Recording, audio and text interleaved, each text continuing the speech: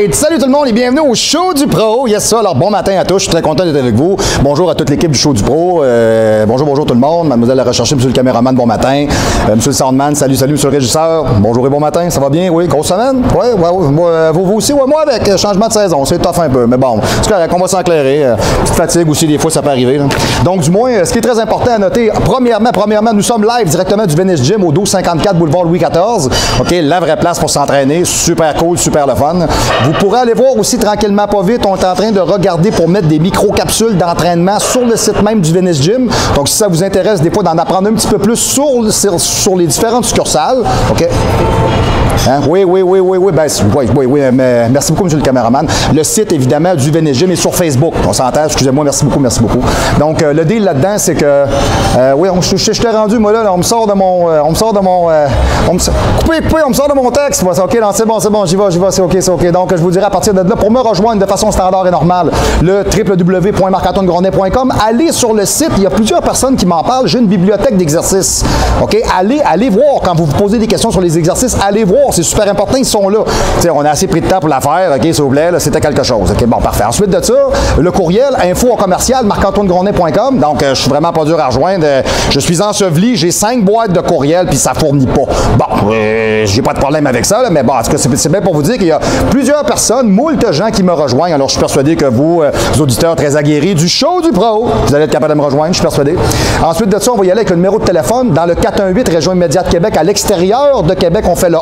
OK? Et quand on est carrément à l'extérieur, et peut-être même dans un monde parallèle ailleurs, dans un univers inconnu et lointain, il n'y a pas personne qui a dit qu'il n'y avait pas un Vénusien qui ne faisait pas du bench press à quelque part. On ne le sait pas. OK? Le 00 pour me rejoindre à ce moment-là, tout simplement. Alors, bonjour. Le Show du Pro aujourd'hui. Yes. Hein? Yes, mon numéro de téléphone. J'ai donné mon numéro de téléphone? Non, j'ai pas donné. Non, c'est 418-956-6624. Mon Dieu, ce matin, c'est capoté. Bon, ça m'arrive. Des fois, là, je suis comme fucké matin. OK. 418-956-6624. Donc, 956-6624. Ça fait 15 ans que le numéro est bon. Écoutez, vous me rejoignez, ça me fait toujours plaisir. De toute façon, quand vous avez le site Internet, toutes les coordonnées sont là. Et on est en train de créer un site qui, d'après moi, devrait prendre naissance au début de janvier 2016, qui va être un site qui va être très underground. On est encore en train de fignoler, je vous dirais, au niveau des pages, du look un peu. On regarde le contenu, qu'est-ce qu'on va faire avec. Donc, je vous dirais, on est en développement, on est en évolution et tout ça pour vous, chers auditeurs du Show du Pro, ça me fait toujours excessivement plaisir de vous en apprendre plus. Et par le fait même, je fais des recherches moi-même et j'en apprends plus. Parce que c'est pas parce que je suis Marc-Antoine Grondin, entraîneur professionnel, que je sais tout. OK? Alors, moi, je suis prêt toujours à partager ce que je sais, puis même à apprendre encore plus. Je pense que le jour où tu penses que tu sais quelque chose, je pense que c'est là que tu as arrêté d'apprendre. C'est fort, hein? C'est vrai, monsieur le régisseur. J'avoue que c'est fort. J'avoue, merci beaucoup. Oh, la foule est en liesse. Merci beaucoup. Standing ovation. Merci beaucoup. OK. Aujourd'hui, la capsule parle de la testostérone endogène. On parle souvent de testostérone exogène. Alors, on parle injectable, on parle parentéral, on parle de stéroïdes anabolisants, on parle de SAA. Là, on va parler de la production de testostérone qui est à l'intérieur du corps humain comme tel. Comment est-ce que ça fonctionne? OK, right? Vous êtes prêts? C'est technique un peu par bout. OK, je vais essayer de vous le simplifier. All right. On part tranquillement pas vite. OK. Notre corps produit cette hormone qui est responsable d'un très grand nombre de fonctions. OK? C'est l'hormone mâle de référence pour notamment l'hypertrophie et la prise de la force. Okay? Synonyme de virilité, de puissance sexuelle. C'est l'hormone de la gloire, du pouvoir et des héros. Bon, mon Dieu, hein, c'est bien dit, hein? Yes? Hein? Oui, c'est ça. Ouais, c'est exactement ce que je me disais. Oui, vous êtes bien gentil, merci. Yes, vous m'adressez à la rechercher, c'est elle qui a fait la job. J'ai rien à voir là-dedans. OK, parfait. La testostérone exogène, OK, de synthèse a été utilisée pour traiter rapidement des maladies, OK, des malades ayant souffert de famine, de brûlures, de blessures, ayant subi des opérations chirurgicales graves. Donc, le testostérone parentéral par injection exogène n'est pas, à prime abord, et n'a pas été conçu pour développer le corps. Donc, comme vous pouvez voir, là, ça a servi à bien d'autres choses. Okay? Après la guerre, entre autres, okay, les médecins ont commencé à prescrire des stéroïdes androgènes anabolisants aux survivants des camps de concentration pour faire en sorte qu'ils étaient capables de reprendre un poids normal puis de recommencer à manger. Okay? Ça peut vous donner une idée à quel point on est capable de vraiment varier les types d'interventions avec ce type de matériel-là qui ne sont pas toujours celles qu'on pense. OK? Ensuite, notre taux de testostérone peut s'effondrer lors d'un régime. OK? Et sa production diminue avec l'âge. Bon. Alors, si je vieillis puis je mange pas assez, je fais pas de sport, je m'aide pas. OK. Nous allons ici aborder quelques points importants concernant notre testostérone endogène naturel. Bon, OK. Comment agit-elle? Comment fonctionne-t-elle? Peut-on la booster naturellement? Okay? La stratégie nutritionnelle, mais aussi avec le sport. Quel complément naturel peut aussi nous aider à le stimuler efficacement? Alors, on est parti, bien sûr. Testostérone, propriétés, principes et mécanismes. OK, la testostérone est une hormone stéroïde androgène. OK, lorsqu'on parle d'hormones stéroïdiennes, on parle d'hormones sexuelles. OK? Ce qui n'a rien à voir avec le... OK, c'est comme ça, c'est bon.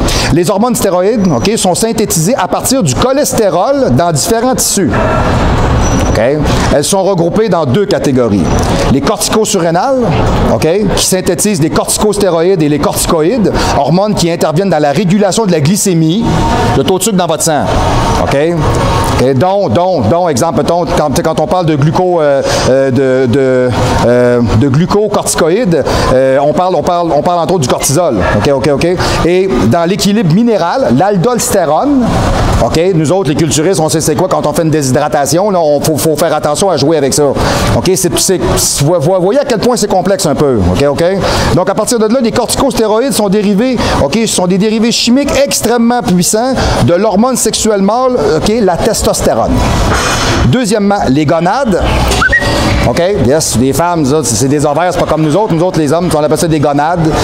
En français, on dirait d'autres mots. On sait de quoi qu'on parle, là, tu sais. Ça, c'est en bas. Hein? Voilà. Les gonades synthétisent les stéroïdes sexuels à partir du cholestérol, OK? En particulier ici, OK, la testostérone comme telle. Donc, soit des corticosurrénales, OK, ou soit à partir des gonades, c'est là vraiment que ça se fabrique. OK. Cette hormone est présente chez l'homme. OK? Elle est sécrétée et produite, OK, dans les testicules, OK, grâce aux cellules de Leydig à 95 % et les 5 % qui correspondent restantes sont les glandes surrénales. C'est au niveau de l'hypothalamus et grâce à la GnRH, ce qu'on appelle la gonadotropin releasing hormone. OK? Ils l'ont traduit tout simplement de manière plus simple à dire GnRH, OK? Que la testostérone est sécrétée. OK? Donc, la testostérone, ça part dans votre tête. OK? Donc, oui, je suis rendu là. Parfait. GnRH est une hormone, est une neurohormone qui contrôle tout le processus de synthèse de la testostérone. La GnRH va produire au moins deux types d'hormones qu'on a déjà peut-être entendu parler. Ça vous dit peut-être quelque chose. La LH, qui est l'hormone lutéinisante, et la FSH, qui est la follicostimulante. OK? Donc, ces deux-là sont vraiment essentiels au développement. La LH stimule la production de testostérone par les cellules de Leydig et la FSH va stimuler les cellules de Sertoli qui contrôlent la spermagénèse. OK? Donc, on ne parle pas juste, exemple, d'un taux hormonal, on parle de présence de spermatozoïdes et de volume éjaculatoire. OK? Ça va un peu ensemble. C'est comme tout attaché. OK? Donc, ces deux-là font deux choses différentes. OK. La production de testostérone est contrôlée par une boucle de rétroaction négative. Qu'est-ce que ça veut dire? OK. Des taux de testostérone supérieurs à la normale dans la circulation sanguine inhibent la sécrétion de GnRH.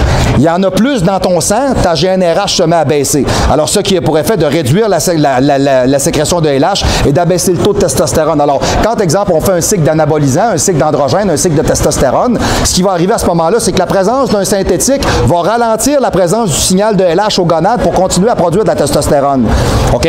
C'est pour ça qu'il faut faire un protocole de retour. C'est ça, parfait. Vous l'avez, fantastique, merveilleux, parfait. Voilà, super important, OK? Ouais, moi, je vous en ferai faire un, vous ne feriez même pas ça. C'est bon. Là, mais tu sais, juste la couette avec les cheveux qui manquent un peu, des fois, un petit boost. Hein, OK, yes. Du moins, non, on se laisse aller un petit peu ce matin, on a quand même du plaisir à le faire. OK. La femme aussi produit également de la testostérone. OK? C'est super important de le savoir. Tu sais, parce que au début même de tout, à l'existence même embryonnaire, quand le zygote prend sa formation, OK, c'est-à-dire que c'est le chromosome X ou Y qui va déterminer si on est un homme ou une femme. Donc, les ovaires peuvent devenir testicules, le gland peut devenir clitoris, etc., etc. Vous voyez, tout ça, c'est attaché, là. OK, donc, les femmes aussi ont de la testostérone comme les hommes. OK, mais en faible quantité, OK, dans les ovaires et dans les glandes surrénales. C'est juste assez pour que la fabrication se fasse au niveau de la croissance des muscles. Donc, quand tu donnes ben de la testo à une femme, c'est affreux ce que ça donne. OK? C'est pour ça que souvent, ils vont dire hey, les femmes qui prennent ça, ils deviennent quasiment plus bulky que des hommes. J'espère bien. Mais d'habitude, sa production est très faible. Vous lui donnez ça à forte dose, il va vraiment se passer quelque chose. Là. La barbe, puis tout le kit, là, la femme à barbe, t'en veux pas. Bon, okay. En tout cas, moi, j'en veux pas. Je trouve ça plutôt inquiétant. Là. Salut! Ah! OK, on n'en veut pas. OK? Yes. La libido est accrue, les cellules sanguines produites alors sont de meilleure qualité et elles protègent de l'ostéoporose. Effectivement, si vous avez plus de muscles, vous ne dégradez pas vos jours. Okay? Généralement, l'homme fabrique de 50 à 60 fois plus de testostérone qu'une femme. Parfaitement normal. Et les hommes, quotidiennement, fabriquent entre 4 et 10 mg de testostérone pur par jour, alors que les femmes n'en produisent que 0,15 à 0,4 mg. Bon, je veux dire, OK, vraiment, il y a une coche entre les deux, OK? La circulation de la testostérone dans le sein est soumise à 3 variantes, et c'est là que ça devient intéressant, OK? Comment est-ce que je répartis ma composition de testostérone naturelle? 3 leviers. Ma testostérone libre, OK, qui est donc sous forme libre présente dans une petite partie, environ 2 à 3 % peut-être, gros maximum, OK? Le deuxième, OK, celle qui est la plus prononcée. Après le testo libre, on parle du SHBG. Je suis sûr qu'il y en a qui ont déjà entendu cette expression-là, ce qu'on appelle un Sex Hormone Binding Globulin. OK? Celui-là, c'est une forme de testostérone. C'est elle qui présente 80 % de votre testostérone. Alors, si on est capable de booster ça, d'après moi, on est capable d'avoir un bon taux. OK? Exemple, mettons, avec le Eurycoma longfoliajac. OK? Vous contrez l'effet, justement, exemple, mettons, de ne pas être capable de faire libérer la testostérone de par le SHBG et ça fait des bons protocoles de retour et ça redynamise le corps pour la relance. Exemple, OK? Et vous en avez un troisième qui est l'albumine. L'albumine, lui, va représenter environ peut-être 20 %. OK? C'est la forme de testostérone dite biodisponible. Vous passez des prises de sang, des choses comme ça, ils vont dire « Ah, ton testo, il est bon, c'est bon. » C'est pas mal celui-là qu'on regarde. On en a 3. Le libre, le SHBG, puis l'albumine. Ça, c'est ces 3-là. C'est ces 3-là qui vont déterminer le type de testostérone qu'on a dans notre corps. OK? Suite. OK, parfait. OK. 2 propriétés très importantes. OK? La testostérone a un effet androgène. Bon, on s'explique. Hey, un instant, j'ai le droit de me reprendre un instant. Masculinisation. Ça se dit-tu mal? Je vais recommencer. Masculinisation. Ah, j'ai fini par l'avoir. Parfait, fantastique. Voie plus grave, accroissement du système pileux, corporel, facial, la femme à barbe, yes, voilà, yes. Développement des organes sexuels secondaires mâles, production supérieure des glandes sébacées, boutonneux, des kisses partout, des fraises dans le dos. T'sais, vous avez vu ça, des fois, des gars qui sont tellement sa sauce, qu'ils ont des champs de fraises, eux autres. C'est ça, on veut le laver. OK, c'est comme trop. OK, voilà. OK, alors, développement du pénis, agressivité, énergie et tonus, OK, constant, comportement sexuel libidal. OK, il est responsable aussi de la maturation des spermatozoïdes et c'est grâce à cette hormone-là que la puberté est enclenchée. Bon, parfait. Première phase. Deuxième phase, OK, yes, il y a un effet anabolisant. Ah, ça, on le savait un peu, mais on va le déterminer. C'est-à-dire qu'il permet la formation des tissus, OK, qui permet la croissance musculaire et osseuse. Et osseuse. Ça veut dire qu'un homme qui a un taux de testostérone qui est trop bas avec les années, il est en train de se manger les os. OK, et ça, c'est excessivement, ça, c'est très néfaste et très dangereux. OK, votre squelette, il est là pour vous tenir. Il n'est pas là pour faire la job de vos muscles. Vos muscles sont là pour tenir votre squelette. OK, pas le contraire. Je vais vous le framer autrement. C'est comme si la carrosserie de votre voiture tiendrait votre frame. Non, le frame, le cadre tient le véhicule, pas le contraire. Ça veut dire que quand tu enlèves le capot et porte le char tombe à terre, ça ressemble à ça. OK, comprenez? OK, il y a une logique dans tout ça. OK? Donc, la testostérone provoque une augmentation, OK, de la masse musculaire en entraînant la biosynthèse des protéines. Elle permet une formation accrue des globules rouges, une régénération ainsi plus facile, OK, ainsi qu'un rétablissement plus rapide en cas de blessure ou de maladie.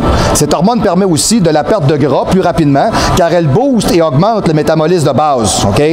Métabolisme énergétique de repos et le métabolisme aérobique. OK? Donc, comme vous pouvez voir, effectivement, souvent, vous allez remarquer des fois des hommes au niveau de la cinquantaine, OK, qui sont tout simplement des fois un petit peu plus gras, sont pas très actifs, ils mangent pas nécessairement toujours très bien. Donc, le fait de cumuler toujours de l'adiposité, qu'est-ce que c'est? C'est parce que la problématique se fait que le taux de testostérone est vraiment trop bas.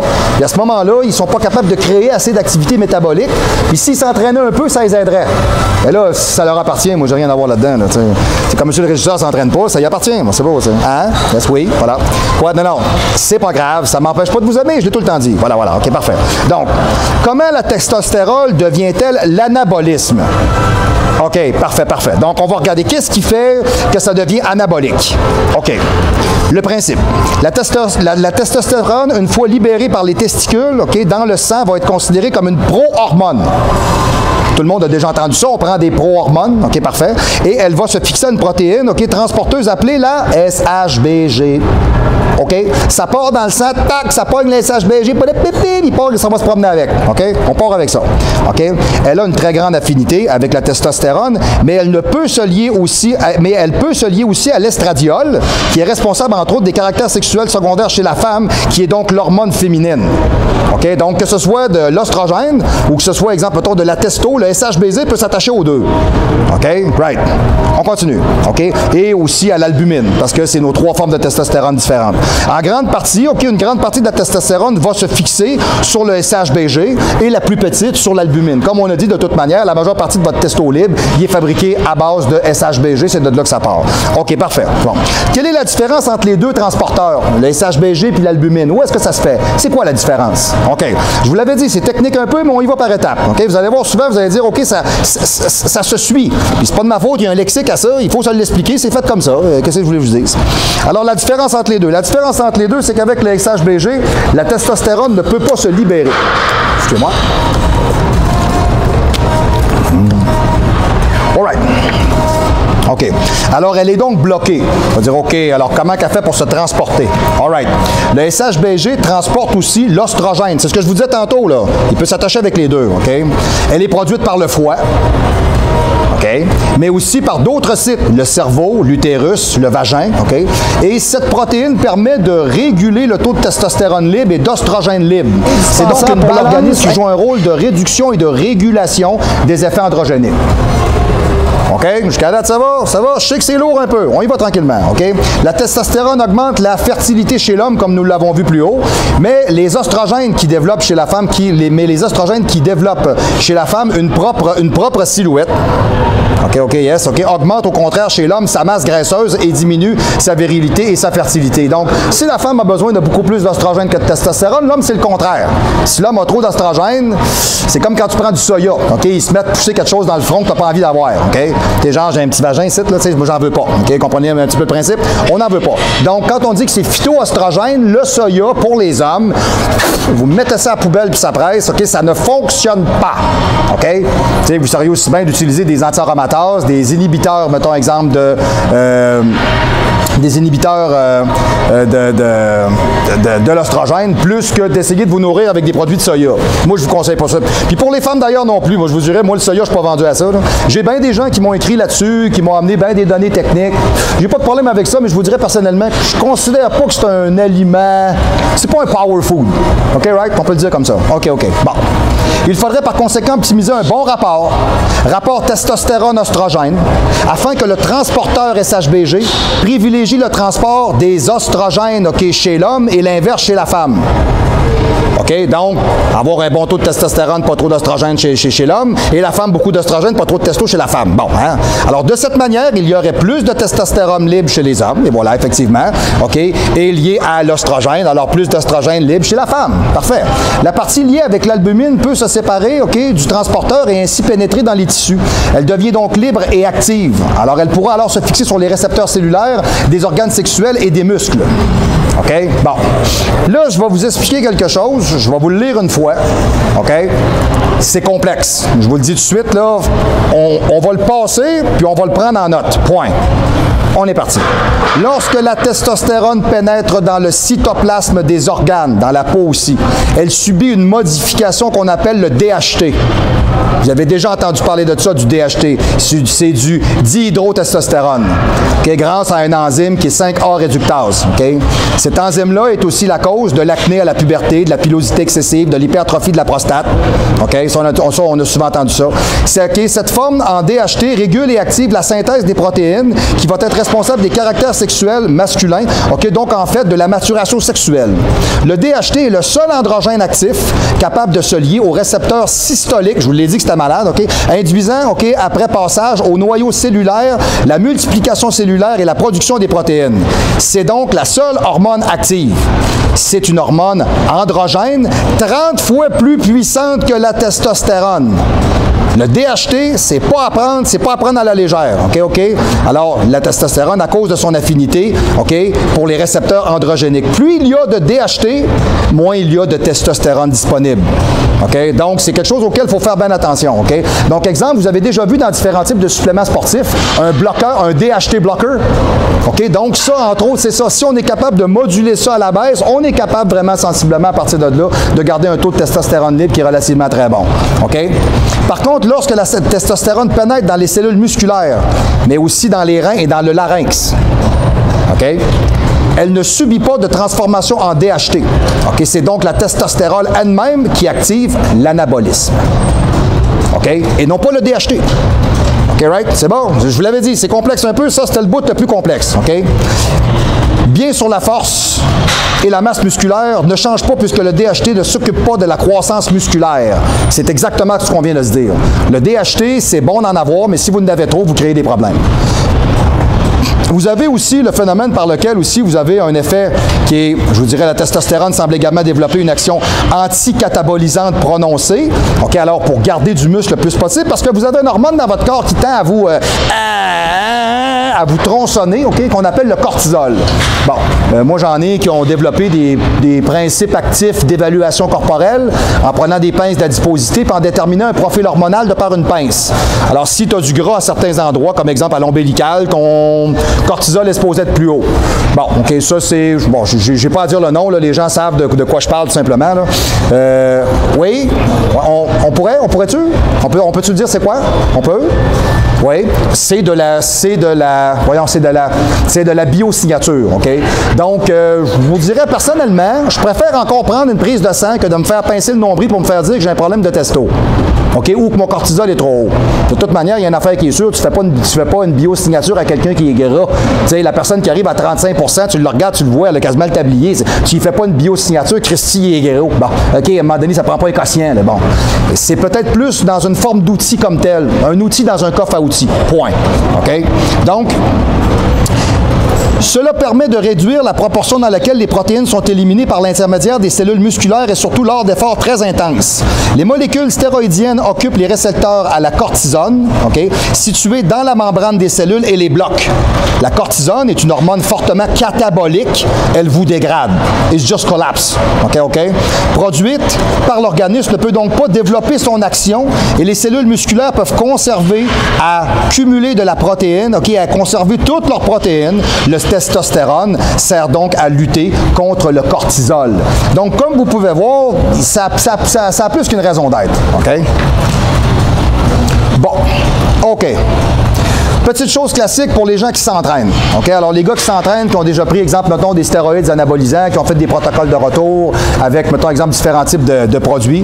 Alors, plus on est, écoutez bien, plus on est gras, et plus on transforme le taux de testostérone et plus on transforme la testostérone en oestrogène. OK? C'est clair? Donc, si vous êtes en bonne santé et en bonne forme, votre taux d'oestrogène n'est pas supposé être trop haut. OK? Donc, si votre taux d'oestrogène n'est pas trop haut, on s'entend-tu que votre SHBG devrait transporter beaucoup plus, exemple, mettons, de testostérone dans votre métabolisme. OK? Il va être capable de faire en sorte d'avoir une meilleure libération. OK? Donc, plus vous êtes en condition, mieux votre corps fonctionne. C'est pas la première fois qu'on dit ça au show du pro, là, on s'entend-tu? OK? Alors, car, en effet, un enzyme clé, OK, est présent en grande partie dans les tissus adipeux, voire ovaires et foie, l'aromatase. Pour un pratiquant de la musculation qui décide de faire une prise de masse et qui se retrouve avec un poids au-delà de son poids de forme, il arrive à un stade où il ne prend plus de muscle car l'activité de cette enzyme aromatase augmente. À un moment donné, tu pognes le bout, là. T'sais, sinon, on serait tous à 2,85, la veine d'en face, 7 collée. Ça n'aurait aucun bon sens. Okay? Alors, l'aromatase est un enzyme clé de la synthèse des oestrogènes. Okay? Attendez un peu, je vais voir ce bout-là, je vous le donne-tu. Ça, c'est un bout qui est relativement assez technique. OK, c'est bon. Je switch, je m'en vais un petit peu plus bas. OK? Dans le domaine médical, ces formes d'inhibiteurs, OK, sont utilisées pour stopper la progression de certains types de cancers, notamment cancer du sein. OK? Ça permet aussi de contrecarrer les effets secondaires de certains produits, car l'oestrogène entraîne la rétention d'eau, réduit l'anabolisme. OK? Exact, tout simplement. L'estradiol, l'hormone oestrogène active la lipogénèse, synthèse des lipides, et inhibe l'activité musculaire ou cérébrale de la testostérone. En fait, tout le contraire de ce qu'un pratiquant de la musculation pourrait vouloir. Donc, quand on parle de choses qu'on est capable de prendre pour contrer ça au point de vue médical, on a un produit qu'on connaît tous qui s'appelle le tamoxifène citrate, ou tout simplement connu sous le nom de Nolvadex. Alors ça, entre autres, c'est donné aux femmes pour le cancer du sein. Ça baisse le taux d'oestrogène de façon très classique, et pour certains hommes qui sont plus sensibles à ça, on a une expression à ça, on parle de gynécomastie, au niveau du buste. Dans un jargon de bodybuilder, on parle des bitch tits. Ça, on sait tout qu'est-ce que ça veut dire, là. Donc je vous dirais, on peut travailler avec l'hexaméthane aussi, ou on peut travailler avec des clomifènes, qui vont provoquer sensiblement le même type de principe. Réduction, au niveau des oestrogènes, production accrue au niveau du signal de LH et de la FSH, et surtout au niveau de l'hexaméthane, on a un rapport qui est soutenu beaucoup plus longtemps. C'est là peut-être que l'hexaméthane prend peut-être plus, exemple, mettons, l'hexamestane c'est identifié comme étant de l'aromacin. Peut-être que ça vous dit plus quelque chose. Comme les clomifènes, c'est des clomides, tout simplement. C'est des produits qui sont pas à soustraire d'un protocole de retour, là, vraiment très important. Donc, si quelqu'un veut faire une bonne prise de masse métrique, éventuellement, mettons, être capable peut-être d'aller baisser le taux d'oestrogène pour volumiser le taux de testostérone, c'est des choses comme telles qui vont vraiment nous aider si on a une problématique à ce niveau-là. Je ne suis pas en train de dire aux hommes qui ont tout un peu de gras de commencer à prendre du tamoxifène citrate, parce que j'ai jamais dit ça. Bon, ce que je suis en train de vous dire, c'est que c'est le genre de choses au point de vue médical avec lequel ils vont travailler. À cette heure qu'on le sait, on continue. Il y a un deuxième facteur aussi qui va jouer contre nous autres. Il n'y a pas juste le fait qu'on soit gras. Il y a l'âge. L'âge aussi, ça joue. L'âge aussi augmente l'activité de ces enzymes, donc évidemment, ça peut causer davantage de problèmes, comme certains cancers, dont notamment le fameux cancer de la prostate chez les hommes. Parce que ce qu'il faut savoir, c'est qu'après 40 ans, la capacité de liaison du SHBG augmente de près de 40 %. Ça correspond à une perte de libido associée au vieillissement et à d'autres symptômes, de l'andropause. L'andropause chez l'homme, symptôme qui accompagne la baisse des taux de testostérone chez l'homme en vieillissant.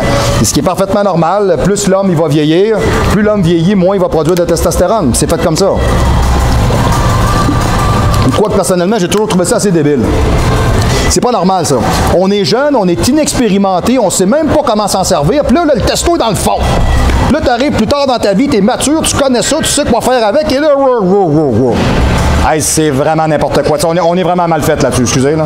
Donc, moi, je vous dirais personnellement, je suis vraiment quelqu'un qui est un très, très, très fervent défenseur de l'augmentation du taux de testostérone. C'est important pour les hommes d'en garder un qui est relativement très, très haut. Ne serait-ce que pour garder, exemple, mettons, une santé mentale qui est bonne, une attitude positive, pas avoir de mauvais mood swing, avoir une belle clarté au niveau des yeux, de la peau, des cheveux. Tout ça, on va en parler, ça joue. Ça joue vraiment. Très important. Étude de la testostérone. On va regarder ici. Oui, parfait. Ça, oui, ça, c'est super bon. Étude de la testostérone pendant une activité physique. Ça, c'est intéressant. Il y a combien? OK, on est au milieu. Parfait, c'est bon. Alors, monsieur le caméraman nous dit qu'on est sur le roulement. Parfait, c'est bon. Alors, comment pallier à la baisse, quand on s'entraîne? Alors, il faudrait pour ce faire qu'on a vu, comme on l'a vu, diminuer le SHBG pour qu'il y ait une plus grande biodisponibilité de la testostérone dans le sang. Bon. Il s'avère que lorsque l'insuline et l'IGF-1 augmentent, les concentrations de SHBG diminuent, car en effet, l'effet de l'insuline inhibe le SHBG. Alors, l'insuline et l'IGF-1 sont des hormones peptidiques qui ont des structures chimiques semblables.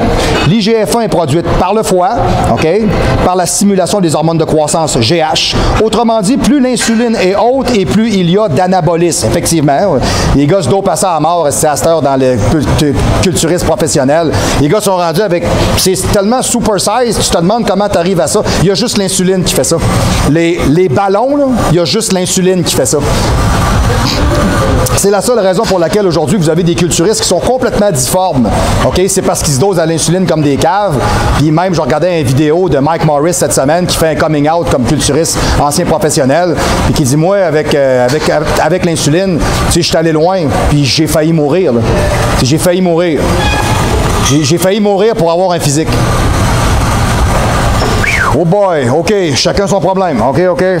Sa blonde, elle ramasse, c'est en plein milieu du salon, à pleine face, elle appelle la police, les pompiers, l'ambulance, elle appelle tout ce qui bouge. Personne capable de le ranimer. Le gars, il est en taux dessus, qui est à terre, il n'est pas capable de bouger. Hey, t'arrives dans la maison, toi, chose, hey, 5 pieds 10, 285 livres plantés, les veines sur le corps partout. Chris, toi, t'es tombé. Hey, tu fais quelque chose que tu devrais pas, toi. Excuse-moi, là, comme Paul Dellette. Paul Dellette, il y a plusieurs années, qui s'est effondré sur le stage à l'Olympia. OK, c'est ça. Il a mal dosé son insuline. Salut. OK? Très dangereux. Très dangereux. OK? Fait que moi, c'est pour ça que personnellement, moi, comme culturiste, je suis un gars qui a toujours été prêt à essayer un paquet de produits. OK? Le testostérone, les anabolisants, les hormones de croissance, le principe par lequel on fait, mettons, exemple, des protocoles de retour. S'il y a quelque chose que j'ai jamais utilisé et que je n'utiliserai jamais, c'est l'insuline. Ça, moi, il y en a qui travaillent avec ça, là. Non, moi, je suis pas pour ça du tout. Je ne suis pas d'accord avec ça. Arnold Schwarzenegger ne prenait pas d'insuline, OK? Puis il avait un des plus beaux physiques que la Terre a jamais porté. Ce qui n'a rien à voir avec les clowns que vous voyez aujourd'hui, OK? Je suis encore poli, hein? OK, c'est bon. Non, sérieusement, à un moment donné, c'est parce que c'est ridicule. Tu regardes ça, on dirait des martiens, là. Voyons donc, là. Tu regardes, tu fais comment tu peux arriver à ça? Tu ne peux pas arriver à ça. Puis Mike Morris, je l'ai vu dans son vidéo. J'ai vu des photos sur le stage, j'ai vu des photos là. On va vous dire une affaire. Quand ça descend en s'il vous plaît. OK? C'est vraiment quelque chose. Okay?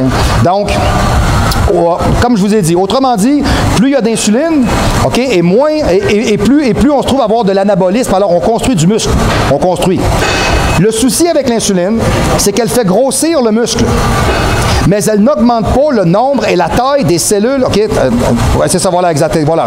Mais elle augmente le nombre et la taille des cellules graisseuses, OK, ce qui est désagréable pour toutes les personnes. Donc, ce que ça dit, c'est que oui, ça va provoquer beaucoup d'anabolisation, mais en même temps, c'est que tu peux te mettre à pacter ton glycogène tellement que tu vas te mettre à faire du gras avec. Ça aussi, c'est vrai. Donc, il faut que tu te doses à côté dans à peu près tous les domaines pour que ça se balance. OK? Et l'insuline ne fabrique pas plus de fibres musculaires. Elle ne fait que souffler la fibre musculaire, elle la gonfle avec le glycogène et c'est tout. C'est tout. C'est un cosmétique. OK? Alors, retenez-le, c'est très important. Parfait. OK. Voilà. Plus il y a d'androgènes, naturels ou synthétiques, plus les concentrations de SHBG diminuent. Plus il y a d'oestrogènes et plus les concentrations de SHBG augmentent. OK? Les symptômes d'un déficit de testostérone. OK.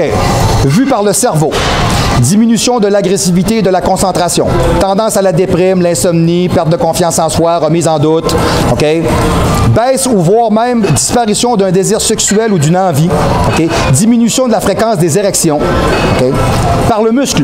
Diminution du volume. Fatigue physique croissante lors de l'exercice.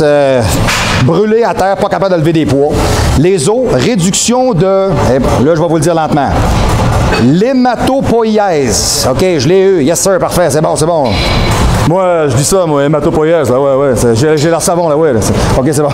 OK. Dans la moelle osseuse et une déminérite. Hey, attendez un peu, on va me reprendre. Au show du pro, j'ai le droit de m'en faire jouer, je vais recommencer. OK, yes, la déminéralisation. Bah, voilà, parfait, fantastique. Au niveau de la peau, OK, la peau plus fine, plus fragile, plus sèche, plus ridée. C'est ce que je vous disais tantôt. La testostérone amène tout ça au contraire. Alors, quelqu'un, exemple, qui a un bon taux de testostérone, OK, il a une belle peau, elle est moins fragile, elle n'est pas sèche, elle n'est pas ridée, etc. Il a une bonne énergie, il a une bonne drive, il construit du muscle, etc., etc. OK. Le visage, les muscles des joues relâchés, OK. Des ridules sur le coin des lèvres, les yeux cernés. OK. Au niveau des organes sexuels, diminution de la fertilité, réduction de la taille, troubles d'éjaculation, d'érection, manque de sensibilité clitoridienne chez les femmes, une perte de désir sexuel. Le système immunitaire, une diminution des lymphocytes T, des défenses immunitaires. Donc, quand on dit que tu es sur un cycle et que tu peux contracter plus facilement un rhume ou une grippe, c'est vrai.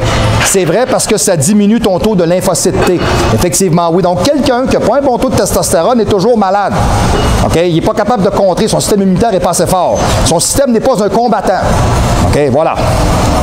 Il en résulte une sensation de mal-être accentuée par des modifications de l'image corporelle. Obésité, rides, calvitie.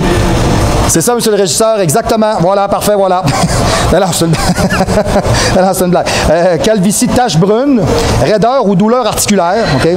Et de certains comportements, fatigue permanente, tendance à la dépression, manque de confiance en soi, sommeil agité, perte de mémoire, manque de créativité, bouffée de chaleur, OK? Donc, tout ça vont venir avec un manque de testostérone, OK? On s'entend, là, OK? C'est pas parce que vous avez un symptôme là-dedans là, que vous êtes déficient, là. Ça prend quand même une évaluation. Je vous dirais que ce qui est encore le mieux, c'est une prise de sang. C'est avec vraiment ça que vous allez le savoir, OK? C'est pas parce que vous avez une panne temporaire, ou pas parce que de ce temps-ci, vous ne progressez pas au gymnase, ou c'est pas parce que, bon, je sais pas trop quoi, bon, peu importe, là, que vous êtes tout débalancé puis fini. OK? Ça n'a pas de lien. OK? Right? La testostérone et l'activité physique. Ça, c'est intéressant. OK. Il y a 8 hormones qui interviennent dans l'exercice physique. La testostérone, l'hormone de croissance, les oestrogènes, la thyroxine, l'épinéphrine, l'insuline, les endorphines et le glucagon. OK? Tout ça rentre en considération lors de l'activité physique. OK. La croissance musculaire repose sur des actions coordonnées d'hormones. Hormones stéroïdiennes, de l'axe somatotrope, la GnRH, la GH, la IGF-1, OK, respectivement pour l'hypothalamus, l'hypophyse, les glandes endocriniennes et l'insuline. Beaucoup d'hormones, dont notamment la LH, OK, la GH et la testostérone peuvent chuter, OK, augmenter de cette adéquation, OK, entre elles, qui permet la croissance musculaire. Donc, s'il n'y a pas d'équilibre entre les deux, ça ne fonctionne pas. Parce que techniquement, après le training, le GH puis le testo est beaucoup plus haut. OK? Une hormone n'est jamais isolée. OK? À cet effet, non plus, c'est un facteur important puisque la sécrétion hormonale se définit comme un système où la sécrétion d'une hormone déclenche celle d'une autre ou de plusieurs autres. OK? Donc, s'il y en a une qui est défaillante, le reste l'est aussi. OK? Souvent, la testostérone engendre la sécrétion d'hormones de croissance, notamment après l'exercice. Exactement ce que je vous disais. Un taux peu élevé de testostérone implique une prise de muscle plus difficile. Effectivement. Alors, on dit que la testostérone chute après environ 45 minutes d'entraînement. OK? C'est normal. Tous les hommes de la Terre, dosés ou pas, c'est normal. OK? Bon, on y va avec ça. Ce n'est pas faux, OK? Mais ce n'est pas vrai non plus, car on peut y remédier en s'alimentant pendant l'entraînement ou, OK, d'où le rôle, par exemple, des fameux BCAA, OK, alors branch chain aminoacides, OK, et des formules de peptides communément appelées les aminofusions pendant l'entraînement. Donc, comme vous pouvez voir, ce qu'on appelle de faire le fighting catabolic threshold, OK, pour le training. Alors, le BCAA va tenir un taux de testostérone beaucoup plus longtemps et beaucoup plus actif et va faire en sorte que vous allez être capable de garder un entraînement qui est beaucoup plus consistant et intense. OK, OK? On peut gérer les facteurs qui vont fluctuer notre testostérone dans les horaires autour d'un exercice physique. La testostérone, pour nous, les pratiquants de la musculation, est par conséquent un facteur limitant. Okay? Et l'augmentation du taux sérique de testostérone, c'est-à-dire dans le sang, dépend de plusieurs facteurs, notamment l'effet de la masse musculaire stimulée, du volume d'entraînement et de l'intensité. OK? Un peu, je vais regarder, je suis pas pire, c'est beau, parfait. Jusqu'à là, on est sous le roulement, ça va? Parfait, OK, fantastique, parfait. L'intensité de l'effort est reflétée par l'importance de la charge. OK? Exprimée en pourcentage du maximum individuel par le nombre de répétitions, 1 RN maximum réalisable par série. OK? Donnez-moi 30 secondes. Il faut juste que je me retrouve dans mes notes. OK? OK, on y va. C'est bon. On est dans le chrono, on est correct, c'est bon? C'est dedans? OK, on y va. Parfait, c'est bon, on est parti. Le taux circulant de testostérone évolue dans les deux sens durant l'effort physique.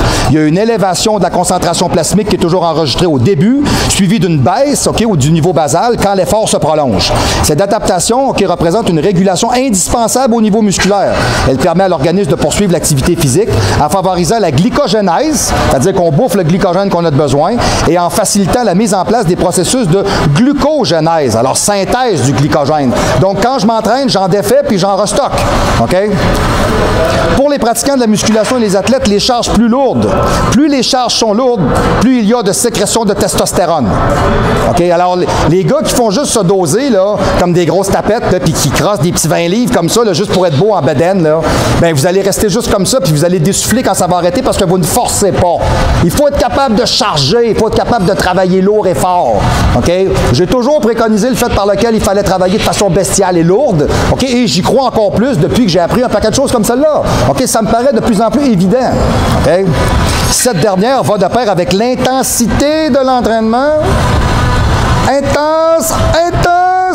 Hop! L'intensité, sidérale soit-elle, devrait être souhaitée lors de l'entraînement. Alors, ceux qui ont un téléphone dans les mains, ben, t'es pas intense. OK? Donc, Dieu seul sait que dire que la majeure partie des gars qui ont des téléphones cellulaires n'ont pas de testo. Je ne sais pas. Il faudrait qu'on demande ça à quelqu'un d'autre. On pourrait peut-être demander à Michel Gagnon, peut-être qu'il pourrait nous le dire. Alors, je vous dis ça de même des fois, j'en reviens juste piquer encore un petit coup. OK. Pourquoi parler d'intensité? C'est lorsque l'on s'entraîne, on active des récepteurs qu'on appelle des récepteurs androgéniques. OK? Ici, de la testostérone. Si on ne stimule pas assez nos muscles, on ne réactive pas ces récepteurs-là. Donc, même si on a une testostérone qui est normale, OK, on n'est pas sûr de prendre du muscle. Il y a des études actuelles qui se penchent beaucoup plus sur la capacité des récepteurs à comprendre ce qui se passe que le taux de testostérone lui-même. Parce que souvent, ils vont se rendre compte qu'il y a des hommes qui ont un taux de testostérone qui est très bon, mais qui ne s'entraînent pas assez fort pour stimuler leurs récepteurs androgéniques. OK? Sinon, ça crée des poches vides. Sinon, le physique ne se construit pas. OK? Pour les athlètes naturels non dopés, le nombre de sites actifs dont de récepteurs est en grand nombre par rapport aux autres athlètes. OK? Car lorsque le corps a une trop forte dose de testostérone, il détruit les récepteurs de l'hormone mâle. Bon, OK, parce qu'il n'a pas de besoin, il n'a de la synthétique. OK? C'est pour cette raison que les sportifs naturels pratiquant de la musculation doivent lutter contre le surentraînement qui induit directement une baisse de testostérone. Et les personnes qui utilisent la testostérone exogène, écoutez bien ce que je vais dire, les gens qui utilisent la testostérone exogène, les dopés, OK, ceux qui utilisent OK, des stéros, de la sauce, du jus, du gaz, de l'octane, appelez ça comme vous voulez, OK? Je suis sur la sauce, je suis sur le jus, bon, peu importe, OK? Écoutez bien, doivent lutter contre le sous-entraînement, car la pratique de la musculation réactive ces récepteurs-là. Ça veut dire que si vous n'êtes pas intense, vous pouvez prendre ce que vous voulez, ça ne marchera jamais. OK? C'est dit? C'est clair? Fait que la gang de bozos là, qui pense juste à se doser puis faire semblant d'avoir une allure, bien aujourd'hui, vous venez de vous faire allumer. Ciao, bye. Vous venez de vous faire dire en pleine face que votre training vaut rien. Puis si votre training vaut rien, votre physique vaut rien. Fait que ça monte, ça descend, ça monte, ça descend, vous êtes juste des ballons. C'est tout ce que ça fait. Vous devriez vous concentrer à avoir un peu moins de téléphone, puis un peu plus d'effort, puis un peu plus d'intensité, puis un peu plus de constance. Vous garderiez un physique de meilleure qualité. Okay? Il faut donc trouver une bonne équation entre l'intensité et charge de travail. OK? Mieux vaut faire des séries productives que des séries légères qui épuisent l'organisme. OK? Bien sûr, il ne faut pas tout le temps exercer à fond les muscles, car sinon on atteint une fatigue nerveuse et voire même un échec nerveux, OK, qui lui est encore même plus dur à récupérer. Là, OK? Plus vous stimulez des muscles par des exercices, OK, et plus vos sécrétions de testostérone augmentent. OK? En effet, pour augmenter de manière efficace la sécrétion des hormones, les exercices de base représentent le meilleur moyen d'y arriver. OK? Alors ça, là, ça a été dit plus qu'une fois. OK? C'est planétaire. OK? Ça va, monsieur le caméraman? Ça roule, ça roule, ça va, parfait, je suis pas trop technique, ça va. Bon, c'est bon, okay. Bon, monsieur le caméraman, il me dit que c'est assez lourd, mais bon, quand même. Écoutez, il faut faire le tour, c'est comme ça que ça fonctionne, c'est un mécanisme d'action. Voilà, bon. Alors, les exercices de base représentent le meilleur moyen d'y arriver puisqu'ils stimulent un nombre important de muscles, contrairement aux exercices d'isolation, effectivement, qui n'en travaillent que quelques-uns ou de petits. Les exercices de base comme le développé couché, le bench press, le squat, les accroupissements, OK, le press épaule, standing, barbell press, debout, press militaire assis, les dips, OK, le leg press, le rowing à la barre, style 70 degrés, Dorian Yates, power row, OK, soulevé de terre, bench press, OK, soulevé de terre et deadlift. Tout ça, ça va vous amener à avoir de la sécrétion de testostérone beaucoup plus élevée, OK?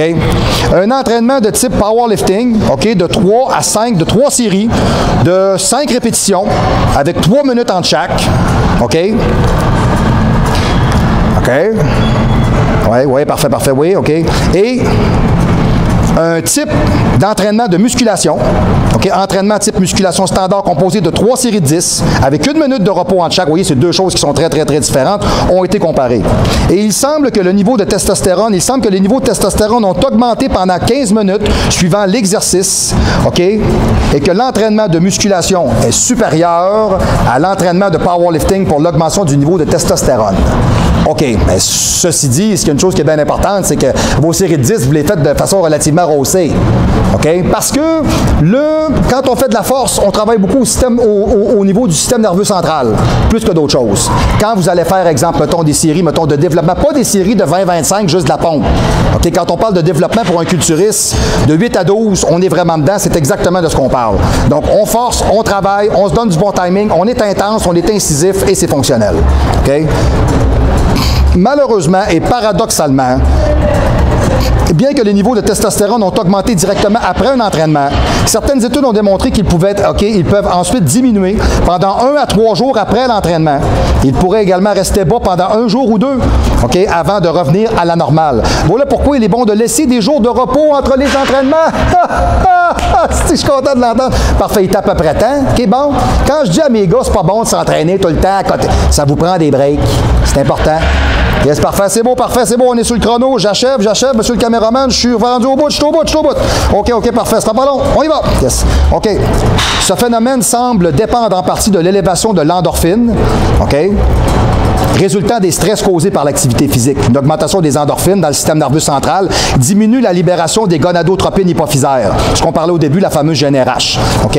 Alors, cette augmentation résultant d'un exercice prolongé ou de la répétition de plusieurs jours consécutifs sans arrêt serait responsable de la diminution de la libération de l'hormone lutéinisante, la LH, et la diminution de la sensibilité dans les cellules de Leydig, à la LH. Donc, la production de testostérone se trouve à diminuer légèrement. Il y a un autre facteur qui influe à ça aussi, c'est les facteurs, c'est la fluctuation de notre taux de testostérone au cours de la journée. Ça, c'est intéressant. Il n'est pas le même niveau selon le moment. Des chercheurs se sont penchés sur les taux sériques dans le sang de testostérone le matin et l'après-midi. Et ils ont remarqué que le matin, le taux de testostérone, la production était plus élevé que le soir. Mais comme on l'a vu, c'est impossible de dire qu'il y a de la testostérone qui agit lors d'un exercice.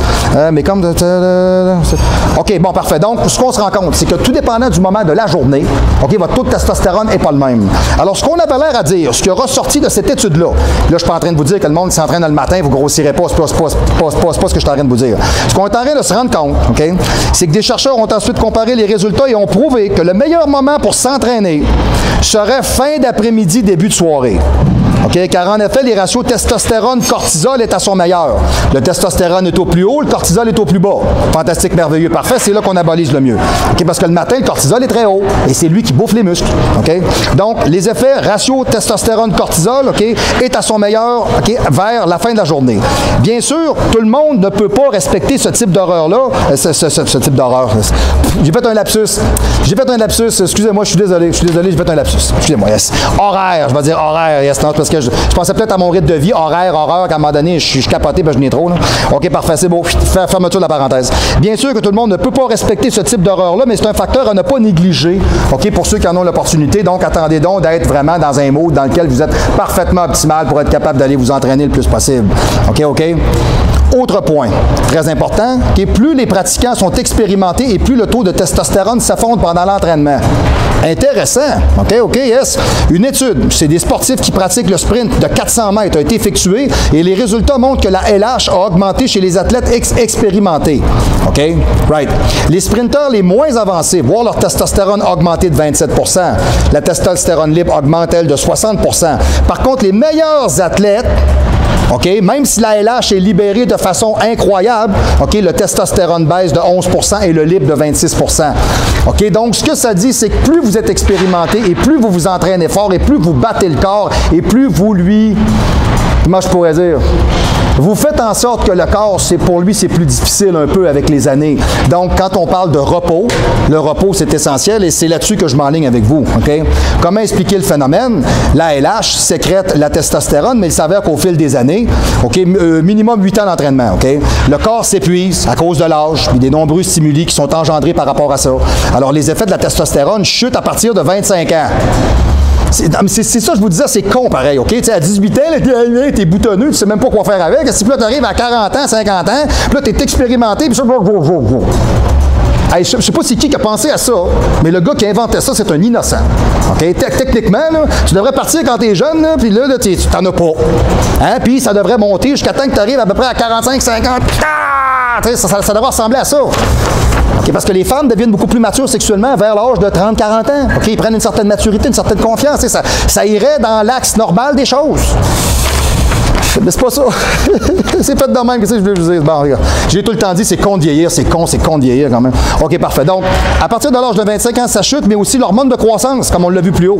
Le sport intense engendre une vieillesse prématurée. Je répète, le sport intense engendre une vieillesse prématurée de l'organisme.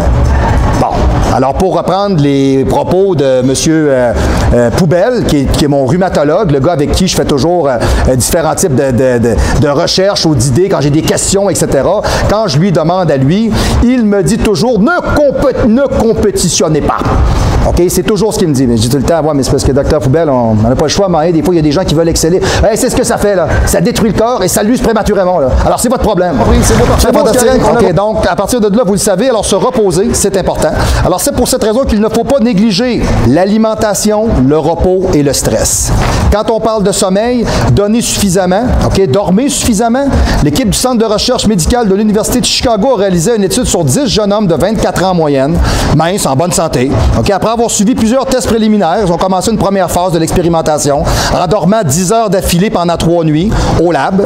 Puis, pour les 8 nuits suivantes, ils n'ont dormi qu'environ 5 heures. Les conséquences sont une chute brutale du taux de testostérone de 15 %. OK? Le taux était particulièrement bas pendant les phases de 14 à 22 heures. OK?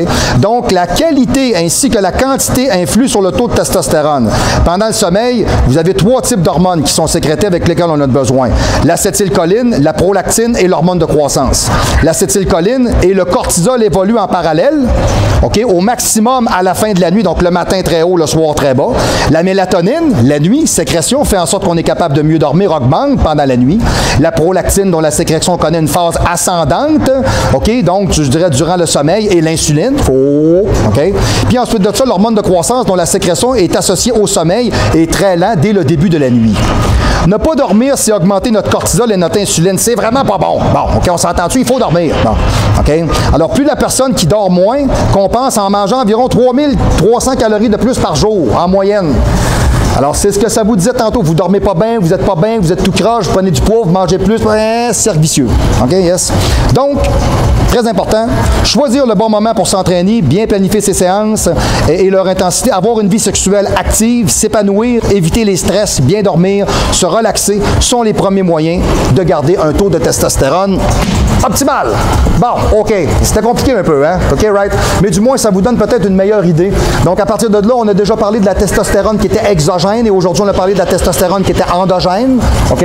Pour les prochaines semaines, très, très, très particulier au show du pro, on va faire quelque chose de capoté. Hein?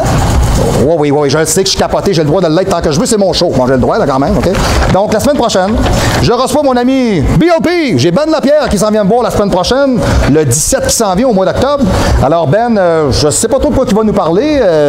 Différentes choses qu'on va parler. On va sûrement parler beaucoup de stéroïdes, ça, c'est sûr. Puis peut-être même, lui, il est fort dans tous les trucs qui sont posturales, là, mécano-encéphalo, etc.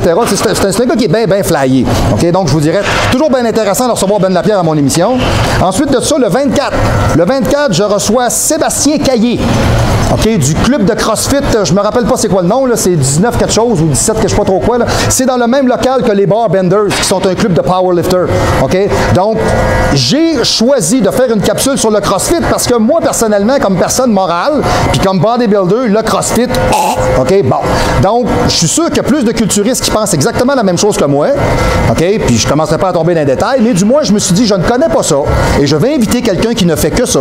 Et peut-être même qu'il aura l'opportunité de nous présenter son sport d'une manière beaucoup plus intéressante que moi-même, j'aurai l'opportunité de vous le faire. Et il va sûrement nous apporter des composantes que l'on ne connaît pas du tout. Alors, on va l'écouter, puis on va partager ça avec lui. Ça risque d'être vraiment super intéressant.